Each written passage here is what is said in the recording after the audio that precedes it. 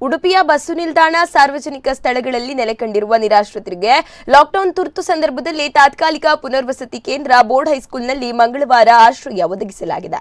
ನಿರಾಶ್ರಿತರು lockdown ತುರ್ತು ಸಂದರ್ಭದಲ್ಲಿ ನಗರದಲ್ಲಿ ಸಂಚರಿಸುವುದು, ಗುಂಪು ಸೇರುವುದು, ಕೊರೋನಾ ನಿಯಮಾವಳಿಗಳನ್ನು ಪಾಲಿಸದಿರುವುದು ಕಂಡುಬಂದಿತ್ತು. ಈ ಬಗ್ಗೆ ಉಡುಪಿ ಜಿಲ್ಲಾ ನಾಗರಿಕ ಸಮಿತಿಯು ನಾಗರಿಕ ಸಮಾಜದ ಸುರಕ್ಷತೆಯ ಉದ್ದೇಶದಿಂದ ನಿರಾಶ್ರಿತರಿಗೆ ತಾತ್ಕಾಲಿಕ ಪುನರ್ವಸತಿ ಕೇಂದ್ರ ಸ್ಥಾಪಿಸಿ ಆಶ್ರಯ ಒದಗಿಸುವಂತೆ ಜಿಲ್ಲಾಧಿಕಾರಿಗಳಿಗೆ ವಾಟ್ಸ್ಆಪ್ ಮೂಲಕ ಮನವಿ ಮಾಡಿತ್ತು. ಜಿಲ್ಲಾಡಳಿತವು ತಕ್ಷಣ ಸ್ಪಂದಿಸಿದ್ದು ನಗರ ಪೊಲೀಸ್ ಠಾಣೆಯ ಠಾಣಾಧಿಕಾರಿ ಪ್ರಮೋದ್ ಕುಮಾರ್ ಮುಂದಾಳತ್ವದಲ್ಲಿ ಕಾರ್ಯಾಚರಣೆ ನಡೆಯಿತು. ಸಮಾಜ ಸೇವಕ ವಿಶ್ವಶೆಟ್ಟಿ ಅಂಬಲಪಾಡಿ, ಉಡುಪಿ ಜಿಲ್ಲಾ ನಾಗರಿಕ ಸಮಿತಿಯ ಕಾರ್ಯಕರ್ತರಾದ ನಿತ್ಯಾನಂದ ಒಳಕಾಡು, ಕೆ ಬಾಲಗಂಗಾಧರ ರಾವ್ ಅವರು ಇಲಾಖೆಗೆ ಸಹಕರಿಸಿದರು.